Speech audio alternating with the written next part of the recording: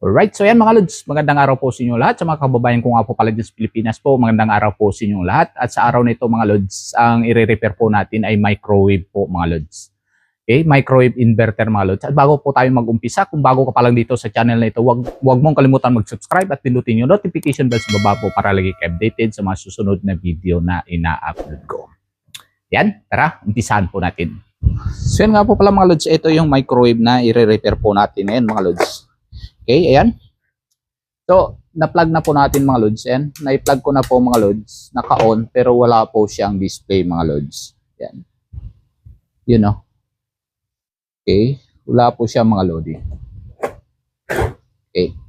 So, ibig sabihin, may problema po yung ating microwave. So, ang unang gagawin po natin mga Lods, itabi muna natin yung ating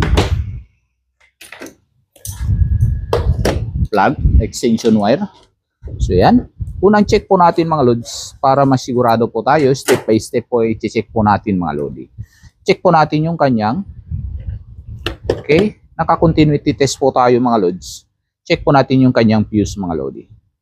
Yan, buhay po yung kanyang fuse mga Lods. You know? Yan, so may follow po yung kanyang fuse mga Lodi.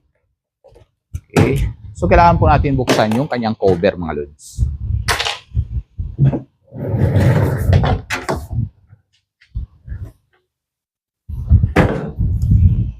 Yan. So ngayon, tanggalin po natin yung screw niya. 1, 2, 3, 4, 5. So 5 screw ang itatanggal po natin mga Lods.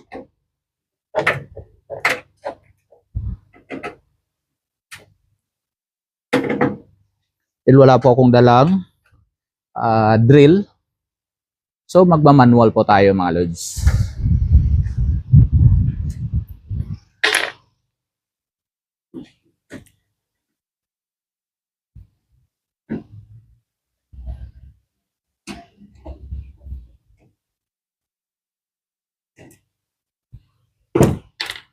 Right, so ngayon, hila lang po natin yung gilid niya mga Lods. Ito, gilid, tapos angat ng konti bago hilapan.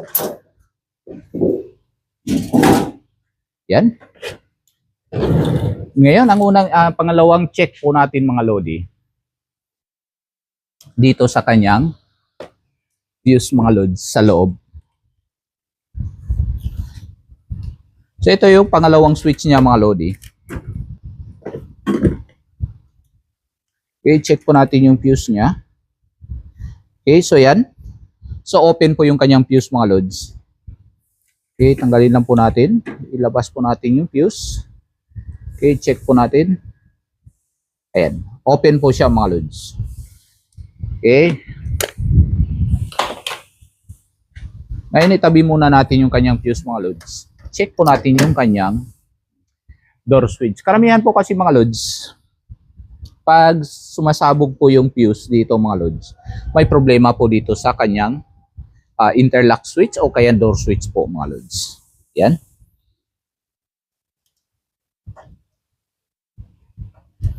Minsan okay yung switch niya mga Lods, sumasabog pa rin yung kanyang fuse mga Lodi. Yan. So, ibig sabihin good po yung kanyang door switch mga Lods. Fuse lang po talaga ang problema mga Lodi. Yun no. Yan. So ngayon mga Lods, subukan po natin palitan yung kanyang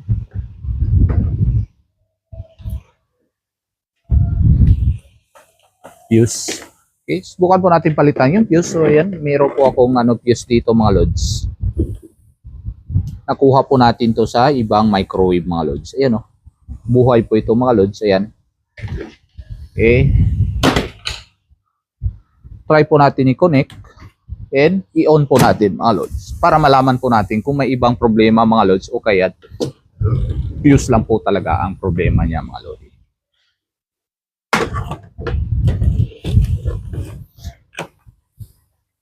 Okay, plug po natin ulit.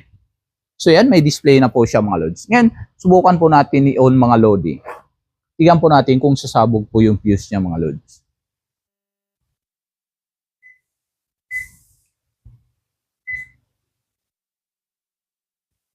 Ayan, di po sumabog yung fuse mga Lods. Kung may problema po kasi siya mga Lods, pagka on lang, pagka-start lang po natin mga lods, sasabog na yung fuse niya mga lods. Ibig sabihin hindi po sumabog yung fuse, so ibig sabihin sa katandaan ng fuse po, kaya po siya na sumabog po mga lods.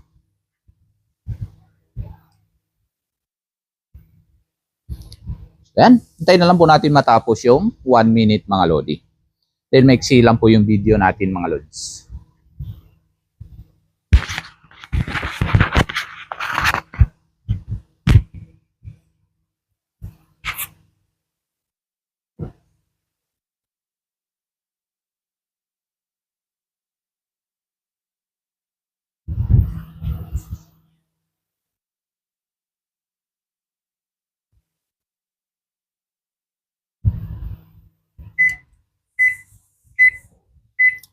Alright, so yan, natapos na po yung 1 minute niya mga lodi. So yan mga lods, pag-alaman po natin na ang problema po ng ating microwave ay fuse lang mga lods. Itong fuse lang mga lods, wala po siyang ibang problema mga lods dahil minsan po kasi ang problema sa microwave po mga lods pag sumasabog yung fuse, pag may problema yung kanyang door switch o kaya problema ng inverter, yung IGBT niya may problema mga lods, sumasabog po talaga yung fuse mga lods. So dito po sa microwave na re-repair po natin mga lods, wala po siyang ibang problema. Bali fuse lang po talaga mga lods. So yan, ako po si Ares Modifier, pangsamantalang nagpapaalam hanggang sa muli po. Maraming salamat, stay safe, stay creative, and God bless you all. Bye-bye.